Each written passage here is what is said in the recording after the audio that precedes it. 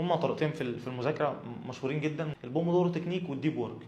البومودورو اللي هو انت بتذاكر نص ساعه تاخد 10 دقائق، نص ساعه 10 دقائق. الكلام دوت انا شايفه مش منطقي في ثانويه عامه.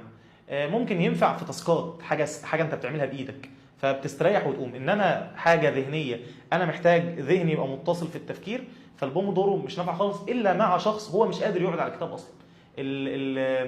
الوقت اللي هو بيعرف يركز فيه مش كبير، فمحتاج ان هو انا هفصل عشان اقدر ارجع تاني. بعد كده بيطور نفسه، نص ساعه بيخليها ساعه الا ربع، بيخليها ساعه، لحد ما يوصل لمرحله اسمها الديب وورك، اللي هو زياد بيتكلم عنها، اللي هو انا هقعد فتره كبيره على نفس الحاجه.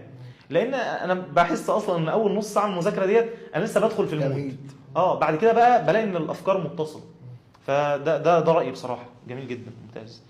طيب بعد كده الحاجات المتراكمه، انا جيت مره حسيت ان انت مثلا حسيت ان في جزء متراكم، هتعمل فيه ايه؟ هجزأه مثلا على ايام، يعني مثلا لو ما عنديش وقت في اليوم ممكن اخد نص ساعه ساعه من وقت النوم حتى، يعني لو ما فيش وقت خالص في اليوم، بس اعتقد يبقى في وقت اكيد يعني. بجيب الجزء ده بقى اجزأه مثلا على ايام الاسبوع ولا حاجه، لو هو جزء بسيط او جزء اكبر بقى على حسب ايام. تمام. واخد جزء منه كل يوم. حلو، يعني الموضوع مش معضله. لا اكيد يعني. انت كده عندك وقت، الوقت دوت كان بيستهلك في حاجه ملهاش لازمه، وانت دلوقتي عليك تكلفه، فخلاص لازم تاخد من وقت الراحه للحاجه دي. حتى انت بتقول حتى لو هاخد من وقت النوم، فخلاص الموضوع محلول. الفيزياء بتذاكرها ازاي وبتحل ازاي؟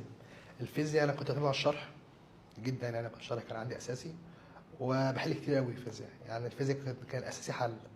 الشرح يعني كنت كل ما عاوز اذاكر لا اسمع شرح، ما امسكش ورقه وقلم واكتب، اصل يعني معظمها حاجه معتمده على تطبيق. فهمتك، يعني بدل ما اقعد اذاكر ساعه لوحدي، انا هسمع فيديو للمدرس بيشرح، او هسمع الشرح بتاع المدرس بتاعي بالظبط واحل. وتحل مع نفسك. ما عدا بقى في الفيزياء الحديثه مثلا فيها شويه اجزاء عايزه عايزه مذاكره شويه، دي بقى يتعاد ذاكرها عادي.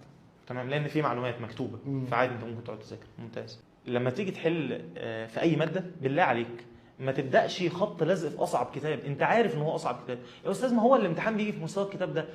ايوه، الكتاب دوت بيسالك عن معلومه هنا اسمها جيم. المعلومه جيم ديت هي مش معلومه في المنهج، هو عباره عن استنتاج من الف وب، الف وب في المنهج. دول المعلومات اللي انت لازم تسمعهم، تقراهم وتفهمهم وتحفظهم وتتقنهم الاول. مش مطلوب منك جيم دلوقتي. جيم ديت هتستنتج بعد كده، انت هتعرف تستنتجها. انما لما تروح للليفل ده من الاول، ده شيء سيء جدا. طيب في وقت، يعني مثلا واحد دلوقتي بيسمعنا في شهر واحد من السنه، شهر 2 ايا كان، هل في وقت ان هو يلحق ولا يأجل بقى وخلاص؟ هو طول ما في وقت هو يلحق يعني، بس هو اشتغل. يعني هو لو قعد يفكر